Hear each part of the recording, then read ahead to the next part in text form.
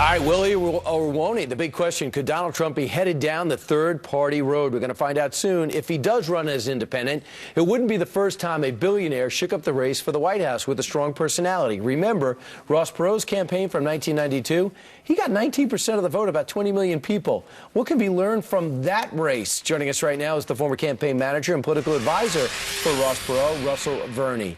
Russell, do you see a lot of similarities between Ross Perot and Donald Trump? I do. I see a lot of similarities among the voters that are eager for something different from politics as usual. So when Donald Trump comes along and stands out from the pack, we're seeing this outpouring of support all over the country for him. That's what Ross Perot saw in 1992. When he put his hand up, when he put his hand up and says, "I will not commit to not leaving the Republican Party and going to an independent party," what did you think? Well, I think that leaves the door wide open, but it's a huge undertaking to run as an independent candidate and have to get on the ballot in each of the 50 states in the District of Columbus, as opposed to running in one of the political party primaries where they've already got the ballot status. So to the extent he can succeed in the Republican primary, he's better off. A huge task if he decides to go How do you do it? For example, if I want to get on the ballot in Massachusetts, if I want to get on the ballot in Nebraska? It's going to take probably about $15 million and an army of people willing to go out with petitions and stand on street corners and ask people if they would sign a petition to get Donald Trump on the ballot in each of the 50 states.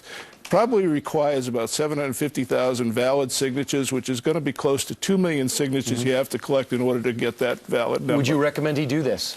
Well, I'm a big proponent of independent candidates and third parties because if you stay within the party structure, you're obligated to the parties. But right now, there's only two impediments to him getting the nomination: time and himself. He's the only one who can trip himself up.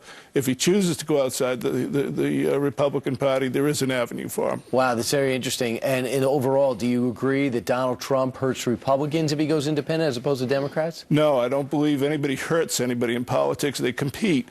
And in 1992, when Ross Perot ran, the exit polling is clear that had Ross Perot not been in the race, the results would have been exactly the same, because an equal number of Perot supporters would have voted for Bush and an equal number for Clinton, and the remainder wouldn't have voted.